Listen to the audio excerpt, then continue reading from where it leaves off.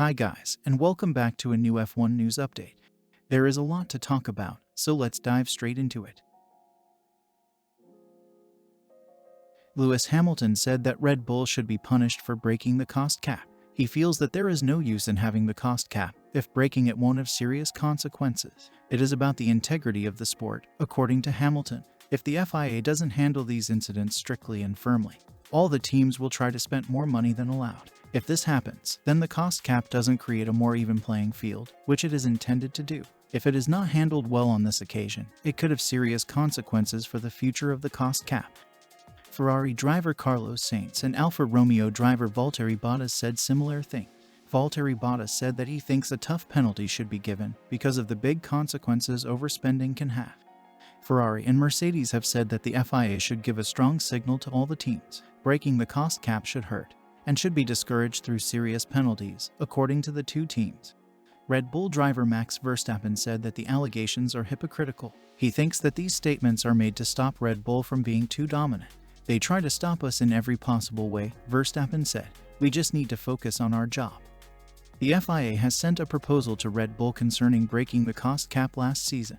They gave Red Bull two options. They can either plead guilty and say that they have overspent. Their championship points will remain intact with this accepted breach agreement. They can also try to fight the alleged breach of the cost cap. If they would lose the trial, they could also lose championship points, which could have consequences for the 2022 season results.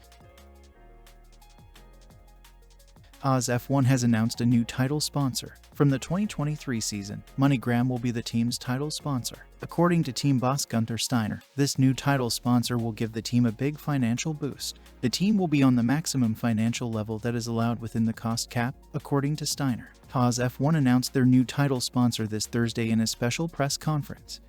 In February, the team broke up with title sponsor Uralkali because of the war in Ukraine, so they were in need of a financial boost to be competitive in the sport. In the beginning years of their existence, they didn't have a title sponsor. In 2018, the team announced to have a new title sponsor in Rich Energy. There were a lot of question marks around this energy drink manufacturer. No one has ever seen the product and there is very little information about the company. The sponsorship didn't even last a year, so from then onwards, Haas didn't have a title sponsor for some time.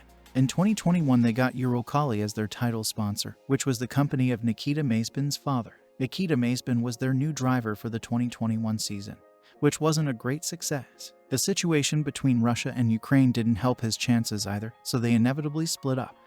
Haas feels like they should be able to challenge for podiums with their new title sponsor. Maybe not next year, but in the longer term it should be possible. So next year we will see MoneyGram Haas F1 on the grid, with a new paint scheme matching their new title sponsor. McLaren have introduced an innovative new way of advertising on their cars this week. In collaboration with Seamless Digital, they have a way to show changing sponsor logos on their car. The team will use these digital panels on both of their cars during practice sessions for the rest of the season. These digital panels can show a variety of sponsors on the car. The panels are located on both sides of the cockpit, so they will be visible when watching from the onboard camera. It is the first time in F1 history that a car has a digital sponsor display. This new innovation could completely change the way of advertising on Formula One cars in the future. Porsche is still trying to get on the grid for the 2026 season according to the FIA. The German car manufacturer planned on joining the grid with Red Bull from 2026, but these plans didn't work out for both parties. The two brands had different expectations on how the team's management would work when they would collaborate, so the plans were cancelled. Because it didn't work out with Red Bull, many people thought it would be over for Porsche to join Formula One.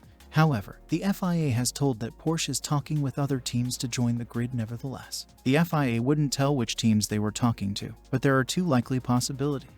Williams is the first serious contender to partner up with Porsche. The British team has a power unit deal till the end of 2025 with Mercedes, so they could be looking for a new supplier for the 2026 season and beyond. It is also rumored that Williams is talking to Renault for their new engines. The French manufacturer wants a new customer team since they've lost Red Bull and McLaren, so it could be that Williams chooses Renault over Porsche. Another possibility for Porsche is to partner up with Andretti. Andretti is trying to join the Formula One grid, but it gets a lot of resistance from the existing teams. They feel that the sport is in a healthy state and that a new team could compromise this. The existing teams, however, are really looking forward to seeing more manufacturers join the F1 grid. Manufacturers participate for the long term in most cases and have a lot of financial power. Porsche partnering with Andretti could be a solution for both parties and could make a very interesting new entry for the 2026 Formula One season. That is all we got for you this time, but we will be back with more soon.